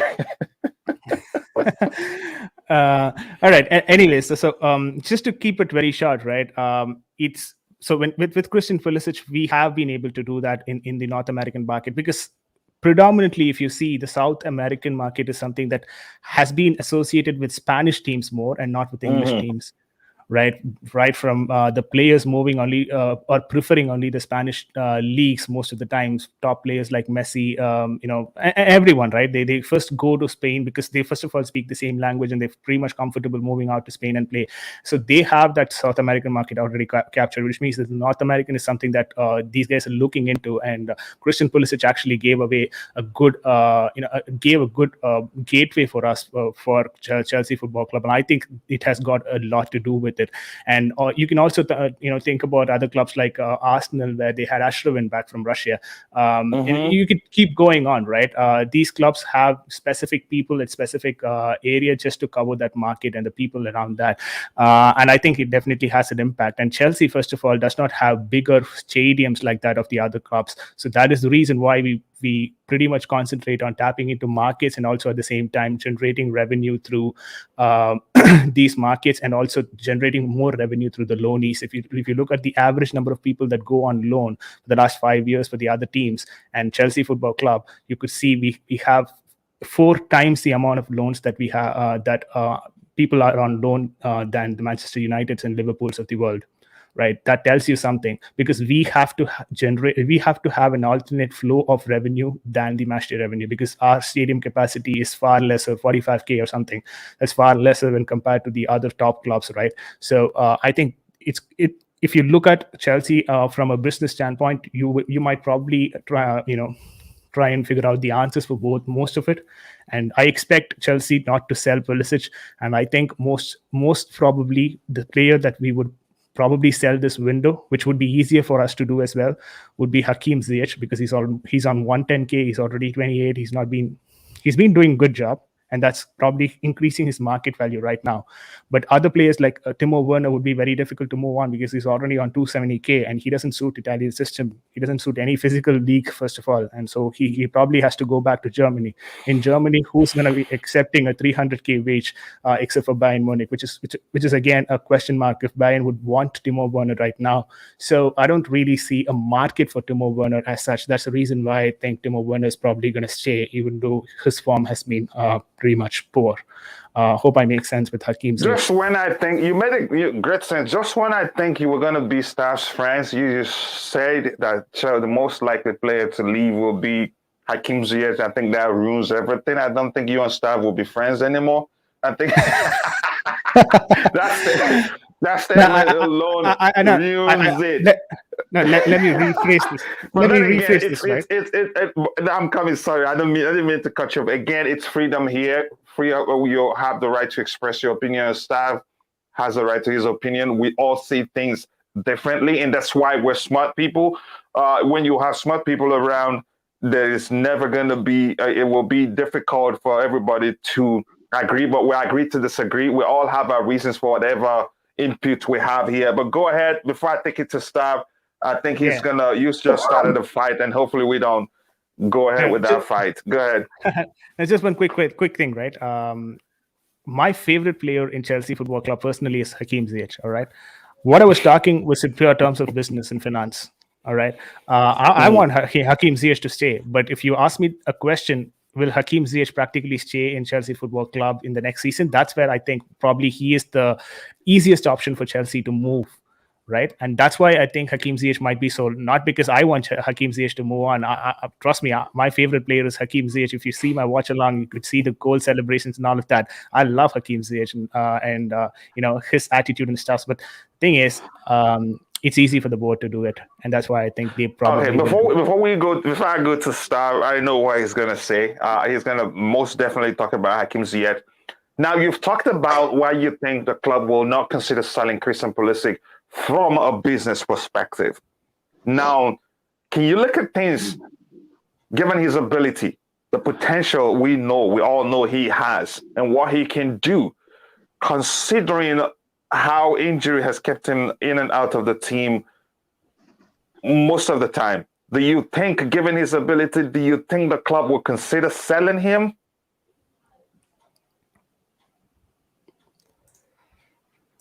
That's for you, VJ.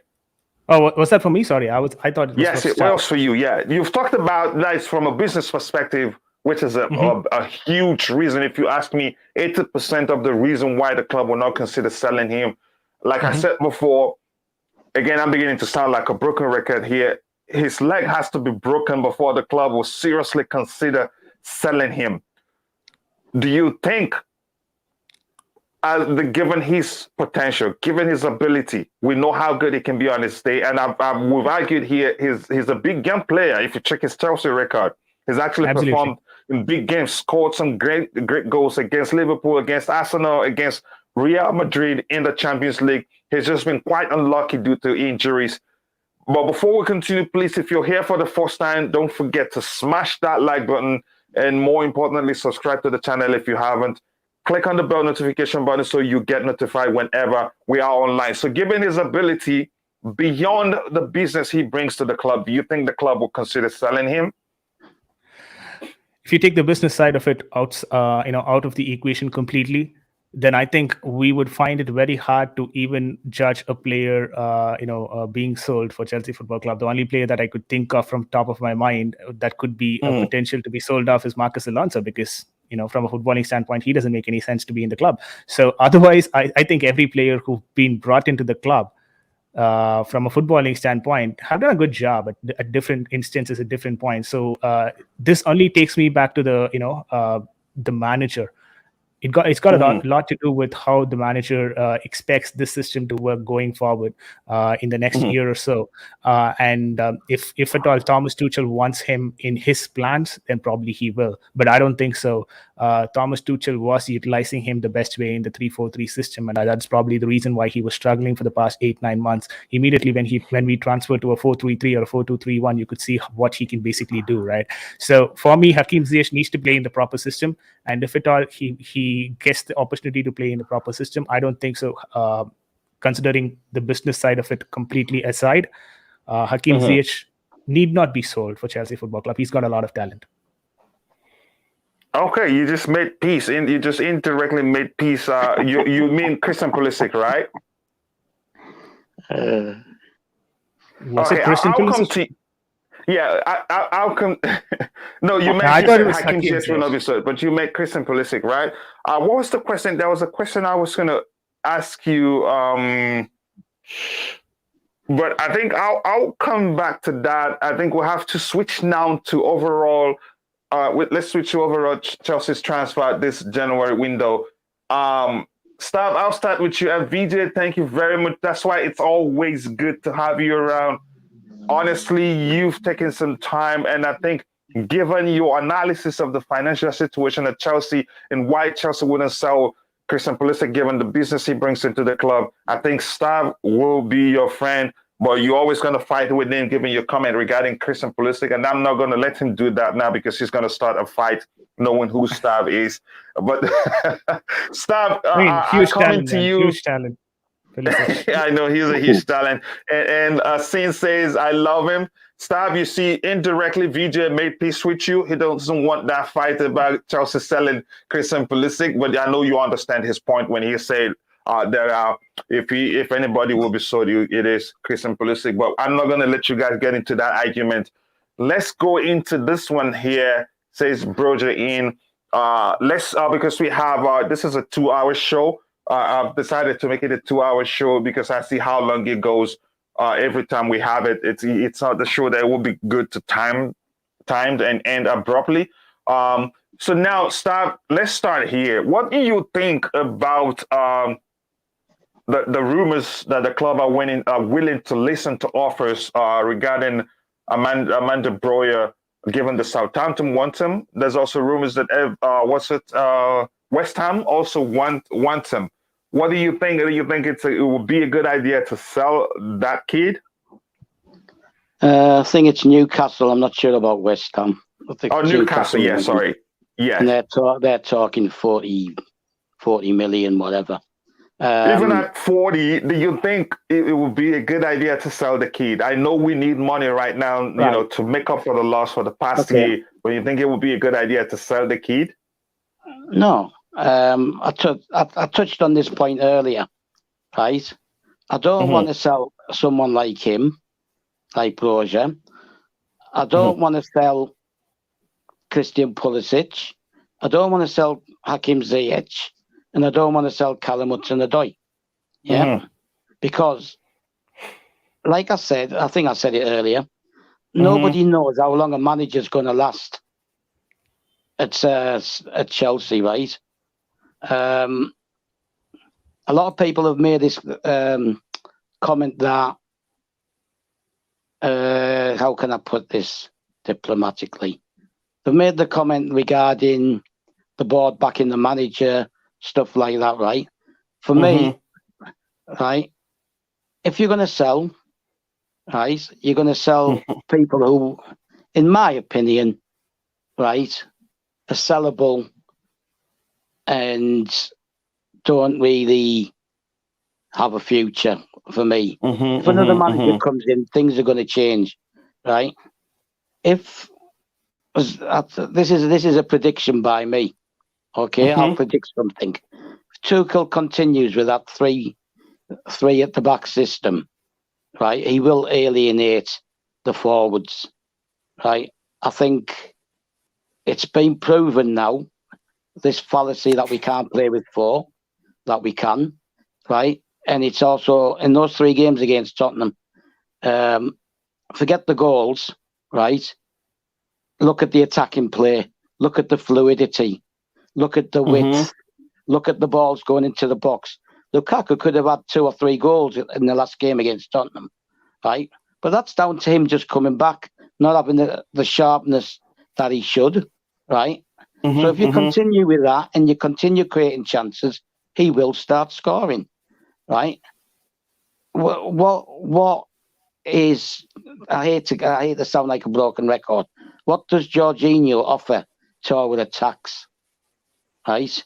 And when he's pressed, he doesn't offer anything defensively either, because West Ham proved that, Arsenal have proven it, right?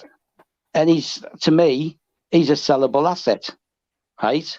Might only get 20, 30 million for him, but he's a sellable asset, right? And one that's not going to affect us by getting rid of him, right? Kante's getting on. Kovacic is 28, I think, right? We've got a lot of young talent out from the midfield area, right? I don't see the problem with bringing Gallagher and Gilmore back and signing too many to cement that midfield, right? All 3 are capable of having a defensive aspect and an attacking aspect. That's why I like Kante. That's why I like Kante, right? He can carry the ball. It's one of Kovacic's strengths as well. Forget the defensive midfield routine.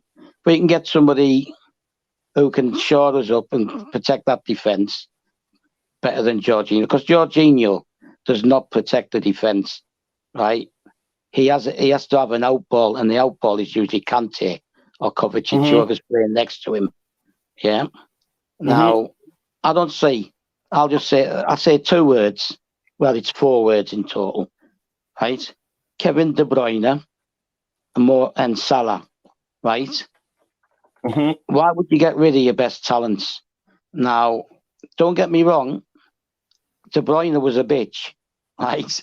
He moaned and moaned, and he was demanding guaranteed starts, yeah? Right? And that's why he was sent to Germany. The intention was that he was going to come back. He was the one who didn't want to come back, right? Salah had to go to Italy, and he's admitted it himself. If he hadn't gone to Italy, he probably wouldn't be the player he is now, because he learned how to run with the ball into the open spaces that the Italian football allows, and that improved his close control and stuff like that, right? But both have turned out to be top players, right? Ian Robben, like I said earlier on, to me, he was the 3rd best player behind Messi and Ronaldo, right? At one point, right? Now, we didn't want to sell him. What happened with Robin was, and I was still living in the UK then, He stated that he would be coming back. Yeah. He went away. I can't remember. It was the European Championships or the World Cup. And he was tapped up. Do you understand what the word tapped up means? Mm-hmm. Basically, he was sort of talked into going to Real Madrid by Van der Vaart and Wesley Sneijder, 2 Dutch guys who were there. Right, that's the only reason he left.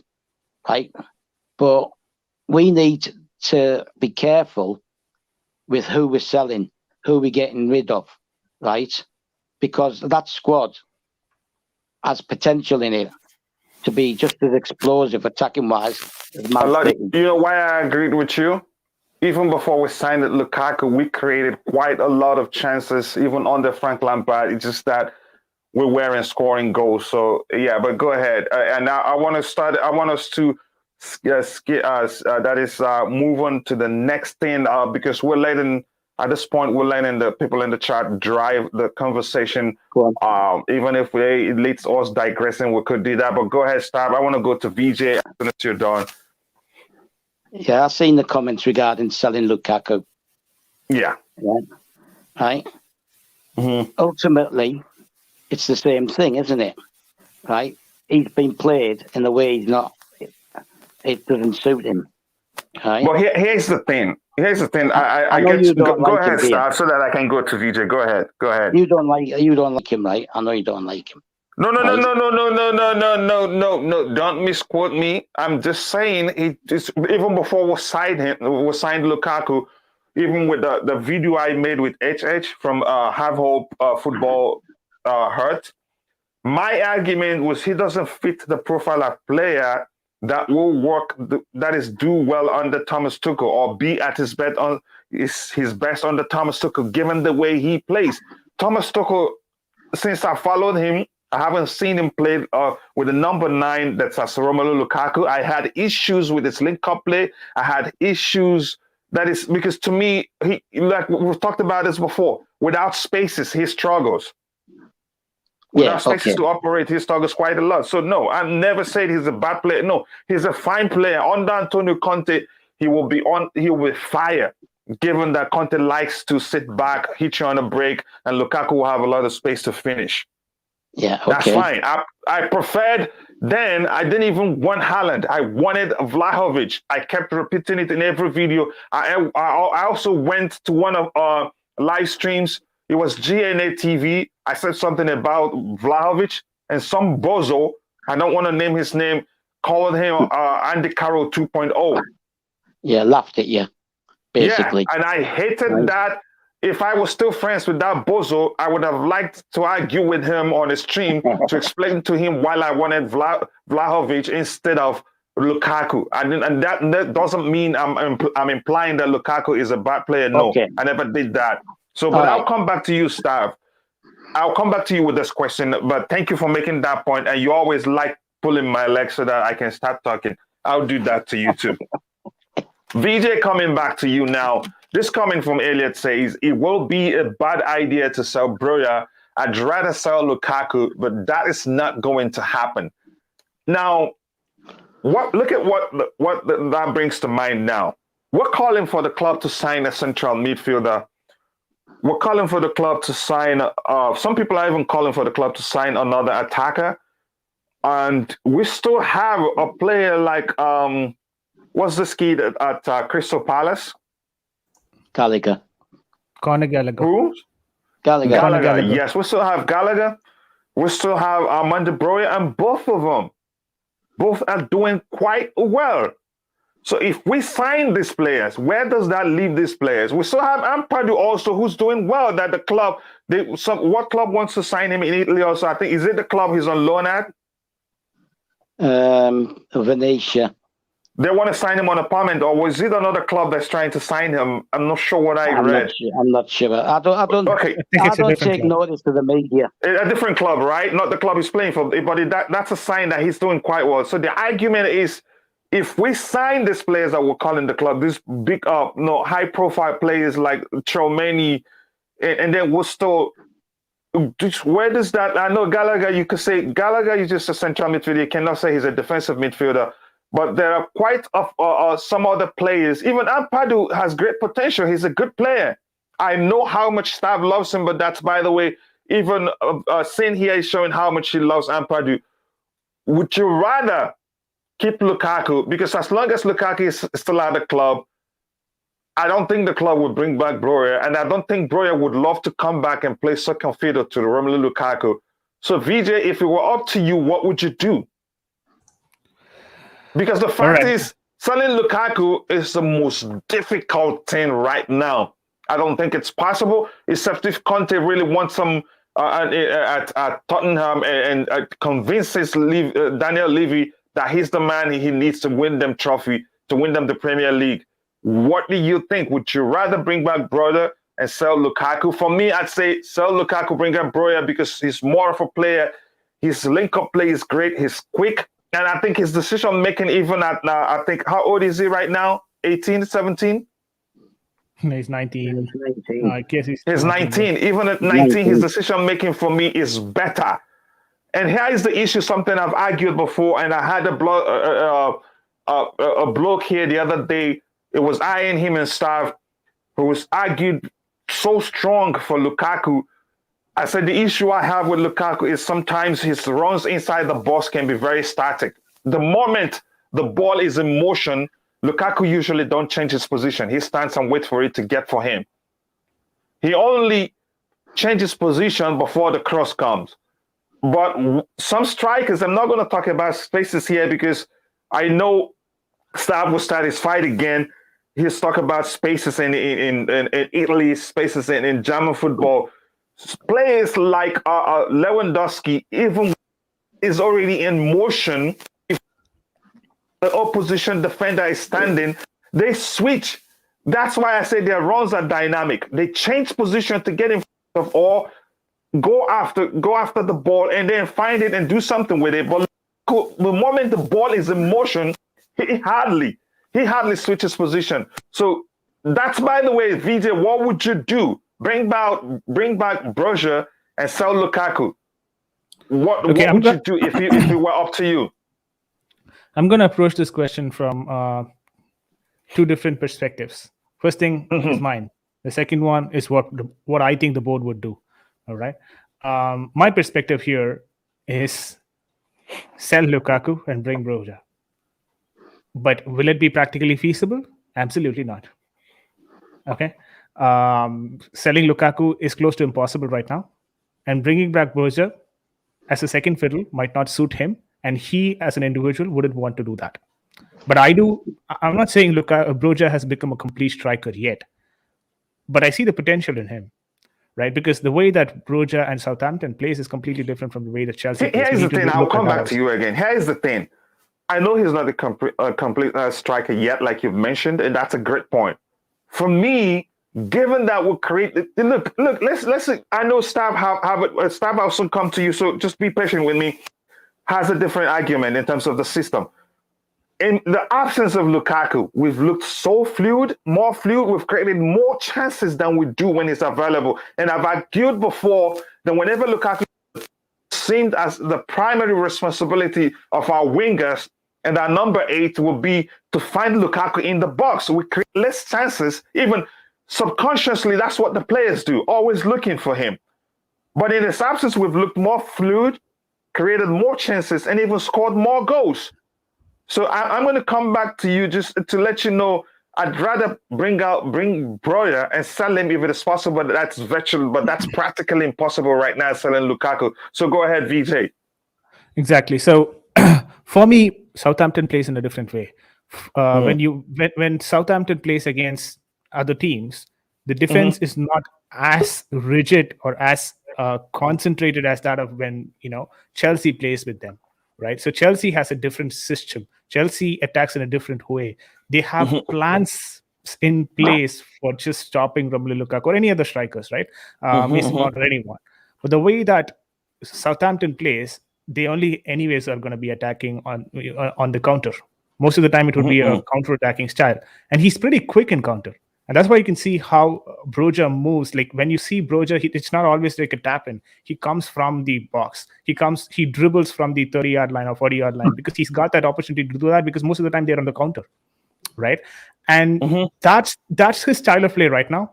I would be intrigued to see how he plays when we enjoy the maximum ball position. Like in position, how does he operate is something that I'd be intrigued to say. That is to not say that he cannot do it. It's to just say that I've not seen a lot of him doing it, right? And I'd be interested to see that. But that's on one particular. I wouldn't even call disadvantage. That's something that we've not seen that side of Broja yet. But Broja to me has a very good potential, and he's capable of doing very well in Premier League, and he's proved that in Southampton. It's time for him to get to the top 6 clubs, top 8 clubs at least. Chelsea right now has the ability to bring him back from the loan. They should bring him back from the loan, is what I think. But at the same thing, I told you I'm going to approach this from two different perspectives. The second perspective is I'm going to give you one particular statement. I know this is going to be a controversial statement. A lot of people are going to be disagreeing with it, and I'm fine with it. Because even I disagree with the statement that I'm right now going to make. Okay? But I think this is still a possibility of the board doing it. Hear it now. Okay?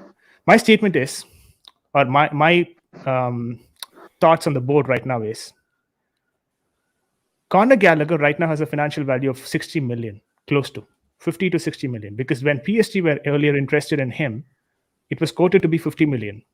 All right. If he's coming towards the end of the season in summer, and if he continues to perform the same way, I wouldn't be surprised if he goes for 60 million.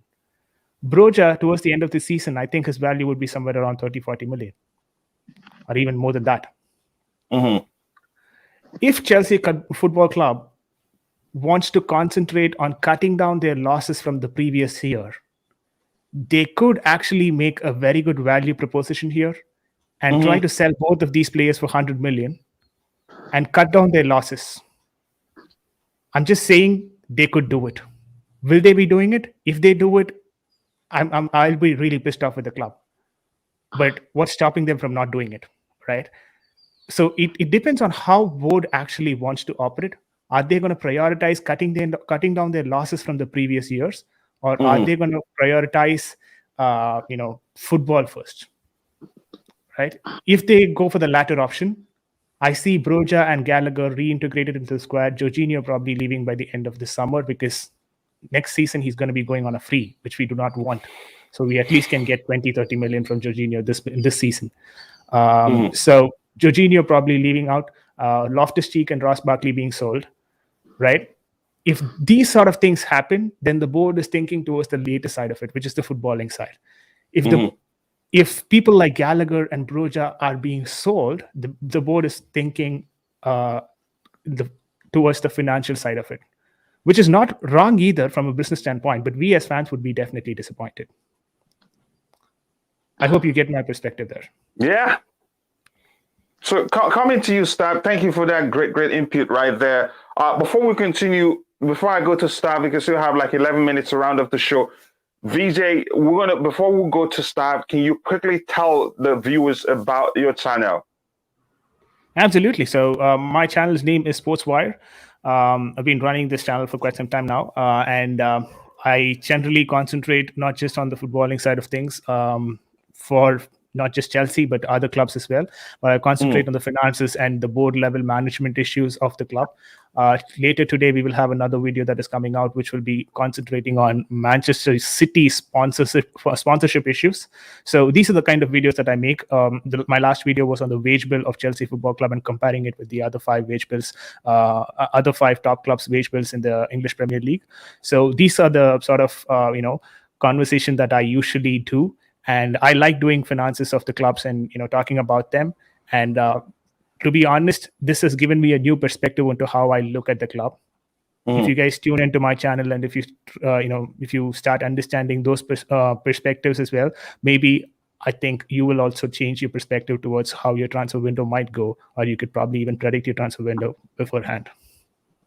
Yeah, thank you very much for taking some time to say that. And once about 2 hours or 3 hours, once the video is ready, because usually after the stream, it usually processes that. You give it time, then I'll provide your complete information in the description section. So coming back to you, Staff, and by the way, VJ, I think you should look into bringing on Staff to your channel for a live stream, because he's very good at the financial things aspect of the whole the way the club is run and everything. He understands it very well. He understands FFP very well. I think you two will make a great pair on a stream or even on a recording. Staff, coming to you, what do you think about my question about if we're talking about signing player A, B, C, where does that leave Ampadu, Conor Gallagher, and then Amanda Broya? And would you rather keep Lukaku and sell Amanda Broya, or bring back Lukaku and bring back Broya and sell Lukaku? What's your take, Stav? Right, quickly. I have a point to make before I give you my take, yeah? When Broja returned from Vitesse, yeah, he was told that he would be going into the squad, right, that he wouldn't be going out on loan. Same thing with Gallagher. He returned. He was told he was going into the squad. And then it was decided, and he even stated in the media that he would give it till January to see how he was being used and things like that, and then think about it again. That's Gallagher. Yeah. Now, the manager, not the club, the manager chose to send those two out on loan. Okay? Right? He didn't want to use them in the squad. Both of them, under 21, could have both been added to the B list, could have both been in the squad. Yeah. Now these two players are probably thinking to themselves, well, the manager didn't want me. Am I going to get chances under him? Will he play me? Right. So that's going to go through their minds as well. I agree with what VJ said regarding, and what makes it worse, VJ pointed out that Broja is suited to a counter-attacking football, right? And with that three at the back system, we were counter-attacking, and yet he didn't keep him. Right, that's that point. I've addressed both players. I've already said that I'd rather sell Jorginho, and I'd even, if I had to, right, for the future of the club, I'd sell Kovacic as well, if I had to, right. Kante, possibly keep him for another season, but I haven't looked into how long he's got left on his contract. He could be in the last year now. 1 more year. 2023 is his contract end date. He's on 272k, by the way. So then you're looking at possibly selling him as well, right?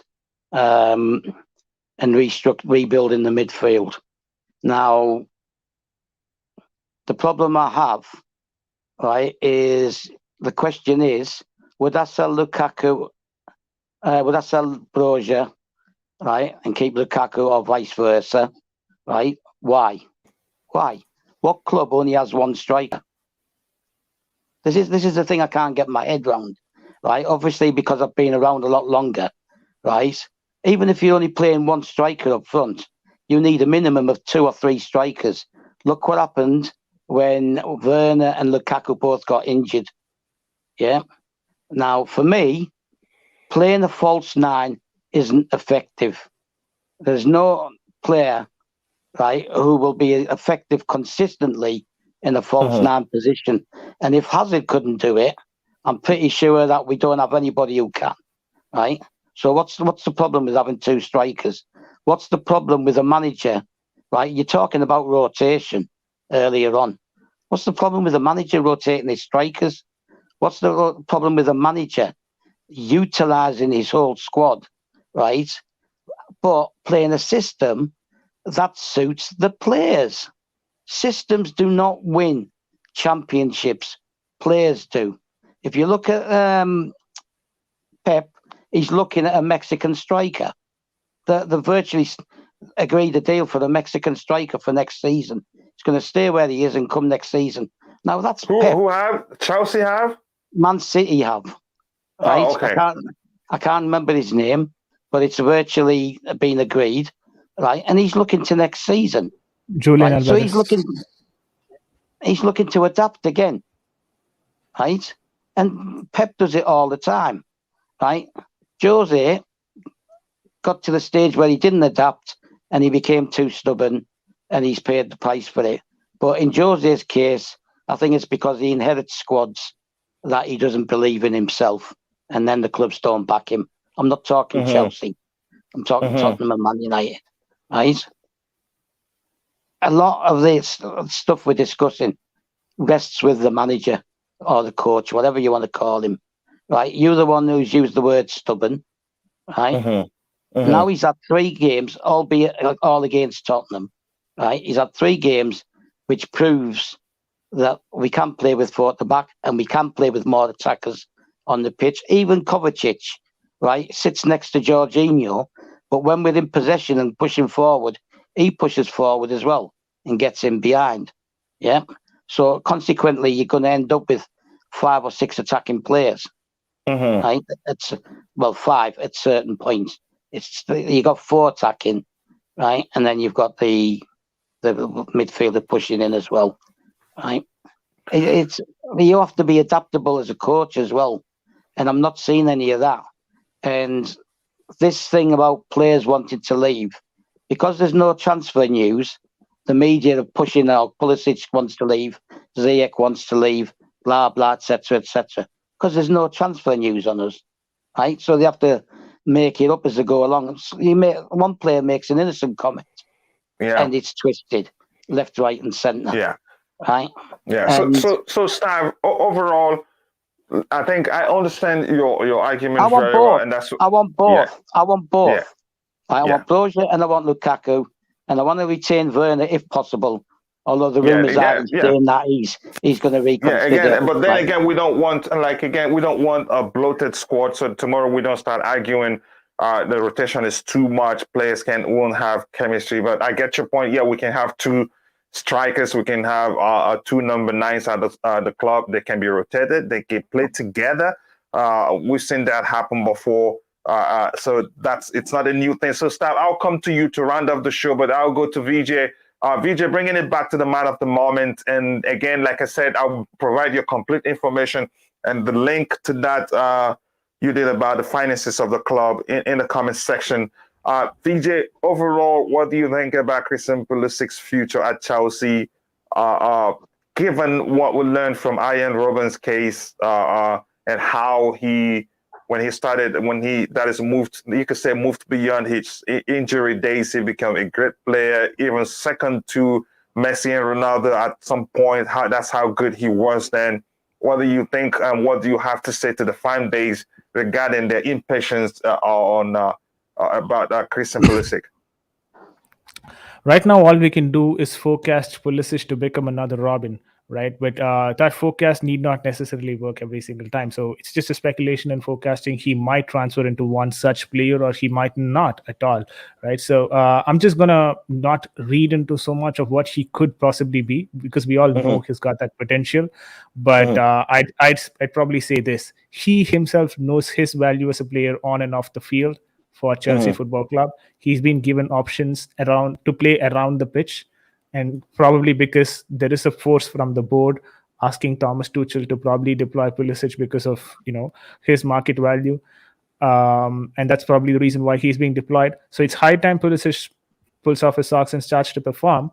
Otherwise, he's going to be going out sooner, and he knows that he can potentially. So if there is one manager right now who can get the best out of Pulisic, I think it would be Thomas Tuchel.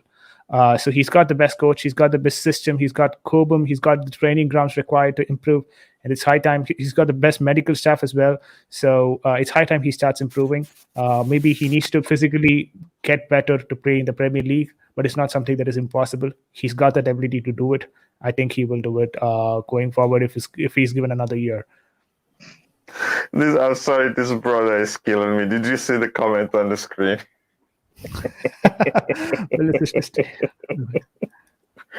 Oaks, respect yourself, please. I have to be serious in this. No visa for you and who. Oh no, but that's by the way. And thank you very much for putting it that way. And again, I appreciate your message to the fan base. And yeah, Anelka Drogba is a perfect example where we've had two strikers start together at Chelsea Football Club, and that was a great combo there. And at Man United, it was Dwight York and Cole, I think. It was York and Cole. Am I right, Stav? Yeah. They had one. Yeah, that was a lethal pairing there. But at Chelsea, this is a perfect example of when we've played two number 9s that were really deadly. So that's good to see there. And coming, my brother and Oaks again, I appreciate you finding time, even though it's I think it's too early in your area. I've forgotten the time difference also. Okay, it should be like 8 a.m. in your area, but you started following this particular stream earlier than usual, and I appreciate your time, Oaks. I respect you, and thank you for all the support you've given Chelsea Perspective. I will never forget that. And coming to this comment, Puli always has extra pressure on him. He's the American wonder boy, has an entire nation behind him. That is the truth. And some people think I'm supporting him because I'm an American. No, that's not the case. I love him. I understand his talent. Even before we signed him, I followed him at Dortmund. He's a fine player.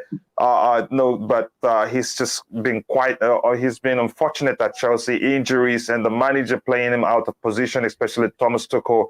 Frank Lampard did play him in his position, but like Stav did mention during the start, early minutes of the show, that Frank Lampard didn't start him early enough. He wasted time arguing that he was protecting him, but to me, that's nonsense. I think the guy, the kid has got great potential, and we shouldn't risk letting him go because it's not because of how unfortunate he's been due to injuries and being played out of position. Imagine him playing as a right wing back at the right wing back position. That to me doesn't help matters. Yeah, thank you very much for that input there, Glenn.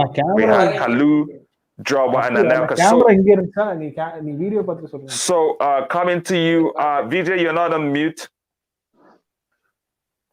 Coming to you, Stan. Yeah, go on. No worries. It happens. To round off the show, what do you think about the Christian Pulisic Chelsea career so far? And do you still have hopes for him? And what advice do you have for the Chelsea fan base so that we can round off?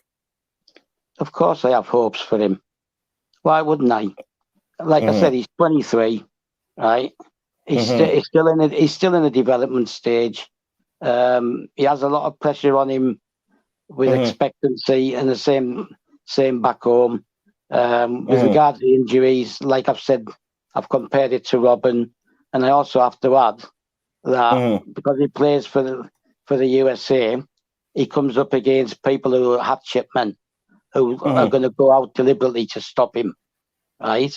And I'd like to see the management of the USA managing him better as well, right? Not trying to play him at every given opportunity, only play him if he's 100%. I don't want to see him go. I don't want any of the attacking players to go. You mentioned the striker combinations. How could you miss out Jimmy Floyd Hasselbank and Ida Good Johnson? Right? That is the pairing, right?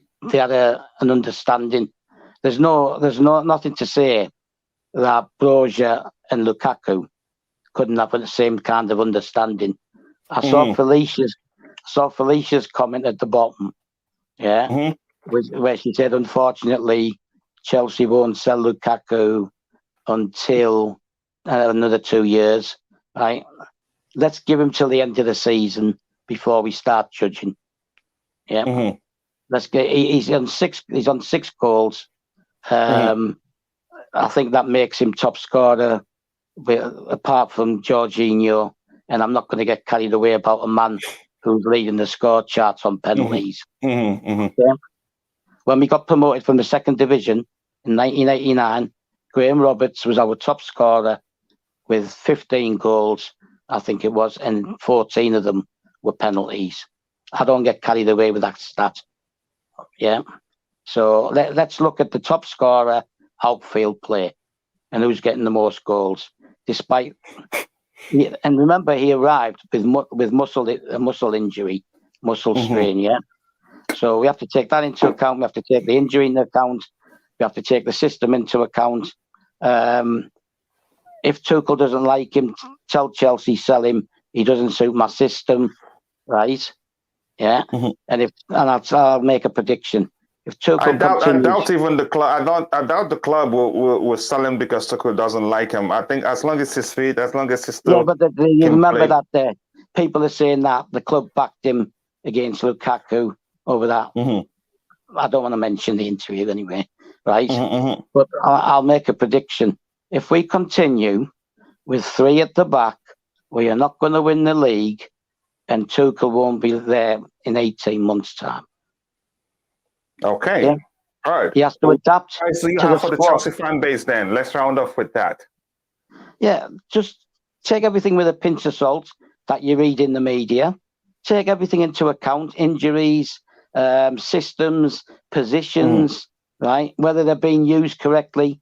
Let's not have this blindness that the coach is always right and that he's using the player correctly, right? You have to look at the player, right? If you want to get rid of Ziyech, get rid of him because Tuchel doesn't want to change the system to suit the attacking players, right? And the player will also go where the manager will play a system that suits him because it goes. It's not just about the club; it's also about the player. Yeah, that's right. At the end of the day, right? People say nobody is bigger than the club, right? And that's true. And that includes the manager. And we've seen that at Chelsea. Use your players in their correct positions and you will get the kind of performances you got out of Callum and Ziyech the other day, right? The finish was outstanding by Ziyech, but you have to take into account as well the drive and the switch across the pitch by Callum, right? They both showed what they're capable of, but they're not capable of that playing side by side behind a striker or a false 9 in the centre, right? Just stop and think. Look at every aspect before you start criticising players. And don't criticise players just because you don't want to criticise the manager. Managers are not infallible either, right? Let's look at the whole thing. You have to look at the whole spectrum, right?